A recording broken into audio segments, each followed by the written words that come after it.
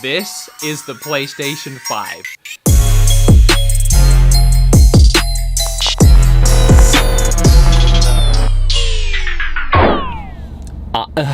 What? What? I'm so tired. Oh my gosh. I was up till like 8 in the morning editing that video for Xbox, and now I'm here buying a PlayStation. Actually, the PlayStation's already in my house. It got delivered right before I left the house, and I haven't even opened it yet. And I realized I'm so dumb. I didn't get games again. Kim's here, by the way. You look very moisturized. You're saying I look slimy. All right, I'm going in. Okay, here we are inside definitely actually inside GameStop. I mean, I feel like we should just take these games. They're not looking. No, we can't just take the games, Kimberly. We have to pay for them. Look at him. He doesn't even know where he is right Kimberly, now. put them down. You can't do I'm that. doing it. Kimberly, come back. What are you Kimberly, gonna do? where are you? No! Yeah. You can't. Yeah. Kimberly, that was so rude. What? I can't believe you did that. What did I do? All right, I'm really excited. I'm going home to play these. Oh, God. Oh God. I was trying to act like I was fumbling over the place, and I actually missed 2 steps. Look at what an exciting day we had ahead of us.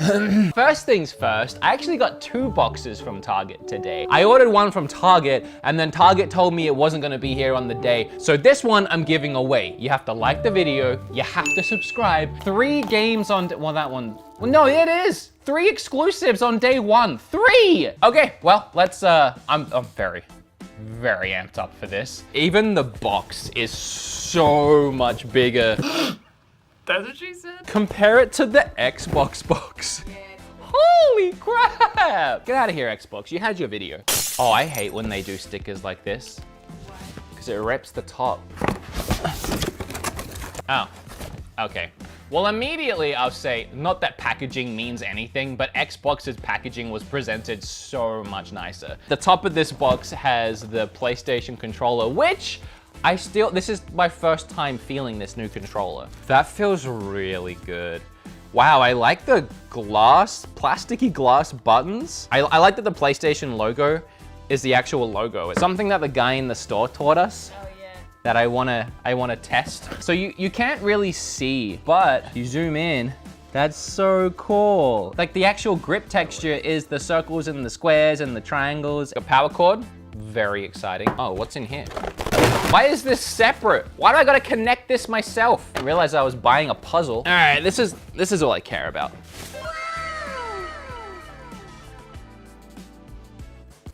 It was upside down.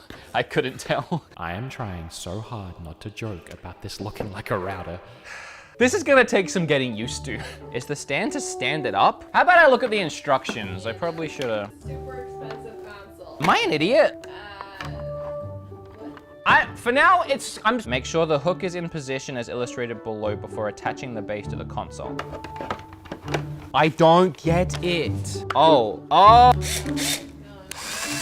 Oh, easy, squeezy. Next step is to plug it in and pray to the Lord above that this is an easier process than my Xbox was. It was not. All right, I'm really running out of real estate over here. I need to plunk this bad boy here. I need to get to my bug snacks. That was the other one. Okay, I'm gonna turn it on. I don't know why I was more worried about my Xbox breaking than my PlayStation. I always assume PlayStation's gonna work fine. HDMI 4, Kim, HDMI 4. What? I look insane. 3 hours of sleep, baby. 3 hours of sleep, baby!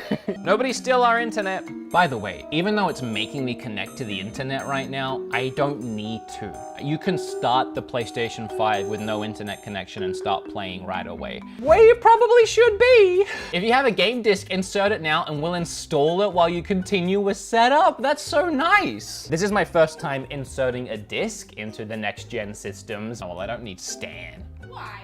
Because that's Australian. You can't use it here with your ExpressVPN. No. You know, if this video was sponsored by ExpressVPN, that would have been a really good segue. But It's not. It's sponsored by Vessi. We're outside now. Yeah, the new consoles are out, and all we want to do is veg out on our couch for 3 weeks straight, eating through a tube and peeing into a bucket, but that's gross. Sometimes you gotta just get outside and stretch your legs. That's why I love my Vessies. I've had these Vessies for a few months now, and they've become my go-to shoe. I wear them all the time. They're extremely comfortable, tough but flexible, breathable, vegan, but you can eat them. I tried that. They look nice, and best of all, they're 100% waterproof.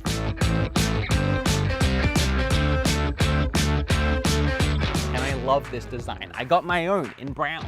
Can you see that? I don't know if I can stretch my leg high enough. Kim has her own pair, and the other day we went hiking into a pumpkin patch. I wore these bad boys the whole time, and my feet loved me for it. Sure, you know, I get my shoes a little dirty sometimes, but all you have to do is rinse them off with water, or you can toss them straight into the washing machine. They truly are an everyday sneaker, no matter where you're going. And right now, Vessi is having an early Black Friday sale. So all you gotta do is click the link below.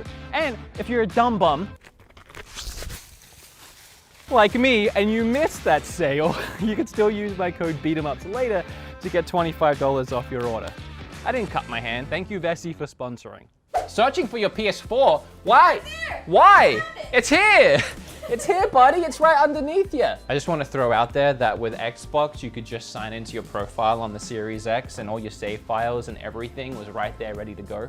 You know, we're not keeping score or anything. Can't recognize disc. Hold on a minute. It won't read the Spider-Man disc. So I tried putting it in the other way, which felt wrong. Now I'm trying Demon Souls to see if that works. Yeah, it's not reading this disc either. Okay, so my PlayStation doesn't read discs? This is not happening. Which way around do the discs go? Yeah, it's definitely that way. All right, well, I'll check back in once I figure this out, if I figure this out. So I tweeted about it because I legitimately thought my PlayStation was broken, and all the replies immediately were, "You're putting it in the wrong way." I swear I have footage on that camera of me putting it in the right way and it's still not working. So I assumed I was putting it in the right way, so I just kept trying to put it in the way that you would think it would go. Whatever. I'm gonna go play some games. This is the PlayStation 5. And it's so freaking big. I could barely even fit it in the frame. It takes up the whole thing. Okay, so I'm an idiot. But I got it working by putting the disc in the right way. And I've now spent a day and a half playing tons of games on this thing.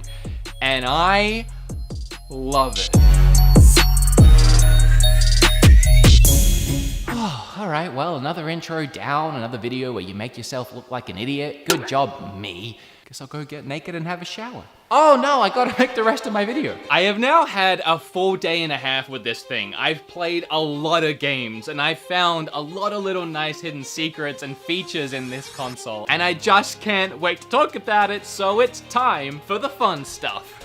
First, load times. I've been playing a ton of Miles Morales. And as far as load times go, there isn't any. There's none. There's no load screens. So it's hard to have load times. The time it takes to load the game up and get playing is like 10 seconds. I haven't even timed it because there's no point. It's that fast. Just like with the Xbox Series X, there's an SSD running at full bore inside this beast, and I love it. Not all games will be as fast as Spider-Man, which is clearly optimized for the PlayStation 5. But even take Assassin's Creed Valhalla, a third-party game from Ubisoft, the load times between both the consoles are almost identical, within seconds of each other. So it's safe to say both these consoles are just super fast. But what about the way the games look? So I've been playing mostly Spider-Man, but I also finished Astro's Playroom, and I even loaded back up Ghost of Tsushima to see how that looked on the new console. I'm just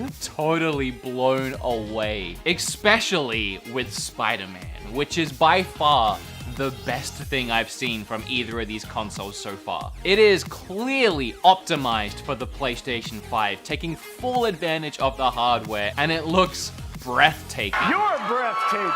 Thank you, Keanu. I appreciate it. But your game's not coming out for You got the lead again, so. And a big part of why Spider-Man looks so great is ray tracing, which brings us to frame rates, kind of, you'll see. So I can't talk about 120 FPS on the PlayStation 5 yet from firsthand, because the console only supports about 5 or 6 games right now at 120 FPS, and I don't have any of them. But Spider-Man, for example, it can run at 4K 60 FPS in performance mode, or there's a fidelity mode where it runs in true 4K, but only at 30 FPS, but it has ray tracing. Okay. Just like in my Xbox video with Hertz, I'm not sure how many of you care or even know what ray tracing might be. So, I hate to do it again, but I gotta take you to Nerdy Wood one more time so he can explain ray tracing to y'all. I'm back. Dowel. Or a Pokemon, I just say my own name. Yes, I am Reverse Wood. My name is Dowel. Ray tracing. Okay, simply put, ray tracing is a technique that makes light in video games behave like it does in real life.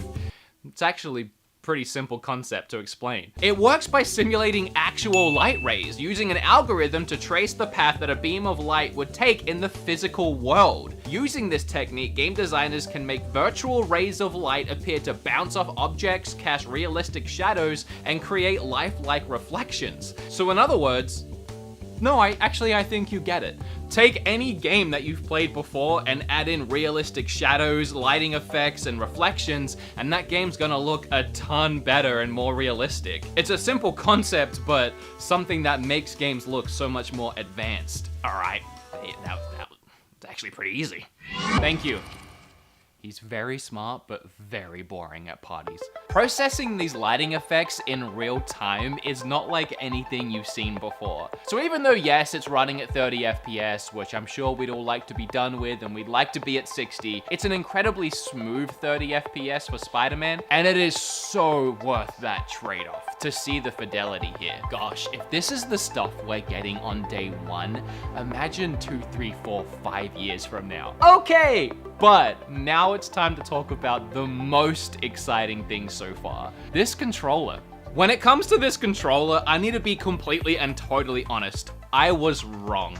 I was so incredibly wrong. I didn't get up in a video and say the words, I think this looks dumb and I'm not excited for it, but that's honestly how I felt. To me, both the console and this controller looked like it was just trying too hard. And Sony kept going on about these adaptive triggers and the haptic feedback, and honestly, I just shrugged it all off, didn't really pay attention or didn't really care. I was freaking wrong, and I'm so happy about it. This controller is more than just a new controller. It's something completely different. To start with, it feels expensive. It's weighted, it feels really nice in the hands, everything about it screams quality. But let's talk about the actual features that make this thing so cool. To start, just like in the Joy-Cons for the Switch, it has a rumble feature akin to HD Rumble, where you can feel targeted vibrations in every single part of the controller. A great example for all of these new features can be found in Astro's Playroom, a game that was built to showcase what this console can do in every way, including what the controller can do. And the first example is it builds the controller out of pixels on the screen one by one. It stacks them up.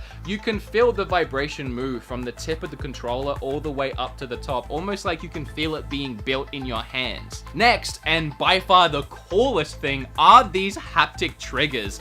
What the heck? They have forced feedback, so depending on what you're doing in a game, they can simulate the feeling with the triggers. For example, in Spider-Man, when you swing, you can shoot out a web, and immediately the trigger goes down pretty easy, almost like a smooth motion of shooting out a web. But as soon as it hits onto something, not only do you feel that stick, but it also becomes super tight, like the tension on the controller. It's almost like you're pulling down on a rope. It's really hard to explain, but awesome when you get to experience it. There's a microphone in the bottom, which is concerning. Is that always on? Is it listening to me? Is it gonna recommend me things on Amazon because I say, hey, I'm out of toilet paper? I don't know. But I was getting Zelda DS flashbacks having to blow into the microphone to get things to spin and move in Astro's Playground. And you also have a speaker on it, which highlights certain actions or movements within games, like when you're swinging in Spider-Man, it will come through the controller with a little whoop. But when all these elements come together in harmony, it really pulls you into the adventure. Again, I go back to Astro's Playground. There's a level where it's raining and you can feel the raindrops falling onto the controller, into your hand. Moments like pushing through a sandstorm where you can feel the vibration coming through the controller towards you. This controller screams the word innovation to me, and it excites me a lot because it reminds me so much of Nintendo. Every time Nintendo releases a console, they go out of their way to try and find some new innovative way to have you play and interact with their games. This controller was inspired by Nintendo. It's Sony's way of doing something different and getting players to experience their games in a new way. There is so many other little nice things about this console that I could talk about that it could be its own video of just PlayStation 5 extra features. Like when you press the home button, you can come down here and go to music, and you can play the tracks from certain songs that you have, like Bugsnax or the Spider-Man, or just play anything straight from Spotify. Also, I love that when you're scrolling along your games in the menu, it'll play music from each game. And then they've upgraded the capture feature, which I really like. You can hit the capture button, it immediately freezes the game. You can go save recent gameplay, save full video, so you can save the entire time you've been playing so far, or you can go the last 15 seconds, 30 seconds, 5 minutes. Obviously you have take screenshot, but you also have start new recording. If you wanted to just start recording your gameplay without having to record what you've done, you can just start recording from now. Okay, let's talk about games. Because we can. PlayStation had a heck of a lineup for day one. We've obviously talked about this exclusive game, Spider-Man Miles Morales, but there was also Demon's Souls and Godfall, even the Sackboy Adventures whatever, which my GameStop didn't have and I had to order on Amazon and it's still not here. But that's 4 physical exclusive games launching on day one, and very different games as well to appeal to a wide range of gamers. But on top of that, we also had The Pathless releasing digitally day one, and Bugsnax also releasing on the PlayStation 4 and PlayStation 5 on November 12th. But here's another big thing. Unlike with Xbox, which not only didn't get any launch day games, but we don't really even know when games are coming for the system, on PlayStation 5, we already know about a handful of exclusive games coming to the system in the near future. Quickly, Temtem, a Pokemon-like MMO that we took a look at on my channel recently, is getting an early access release on December 8th, and then going into next year, we have Deathloop, Origami 2, Ghostwire Tokyo, the God of War sequel, which will hopefully come next year, they said it will, and Horizon Forbidden West. So there's a ton of reason to buy a PlayStation 5 right now on day one, and there's even more reason when you look forward to next year. And on top of all of that, you also have PlayStation's new subscription service, which is akin to Game Pass, where you have a selection of games that you can play for, well, not for free, but for really cheap. And these games aren't no B-grade games, by the way. These are the heavy blockbuster PlayStation titles, 40 incredible games that you can play right now, on top of course, backwards compatibility. So whether you're looking for a brand new experience or to relive an old one, there's a ton to play day one on PlayStation 5. I have to tell you, every second I've had this console turned on and I've been playing it, I've had this smile on my face. Whether it's a full-bore smile and laughing at how much fun I'm having, or even just a smirk at the little features I'm finding. I've just had so much fun and so much pure joy from this console that I've never really gotten that level of excitement from a home console before. This is a feeling that I typically get from Nintendo systems. It's really a shame they're so hard to find because, oh my gosh, if it's not the perfect Christmas present. In my Xbox video, I said that the Xbox feels like a very powerful, sleek, gorgeous, high-end PC, and it still does. The PlayStation 5, even though its specs are almost identically comparable, it doesn't feel like a cut and dry, sleek, high-end PC. It feels like a gaming console that's just begging to have games played on it all the time. Maybe it's just me, but I see the PlayStation 5 as a console that has managed to merge two entities that until now were very separated in the world of gaming. I've always seen Nintendo's consoles to be the innovative, creative, fun console. What weird, wacky things are we doing over here with Nintendo when it's not necessarily about how powerful the console is? That doesn't matter. But then with the Xbox and PlayStation, all it's ever been about really is power. The PlayStation 5 mixes those realities. Not only do you have an extremely impressive console that looks and plays things as good as you're going to get anywhere, but you also have this innovative, creative side that is just begging to have new experiences played on it. It's a hybrid of innovation and power. Thanks for watching the video. Now that I've finally got through my reviews of both of these consoles, I'm gonna be sat here a lot playing all of these games and trying to get reviews out. Like it, subscribe, check out the sponsor, Vessi. Links down below. I'd really appreciate it. Help support the channel. Stop by my Twitch stream. Oh yeah, I have a Switch. I forgot I have. I'm gonna have to play my Switch again soon, huh? It can wait a little longer.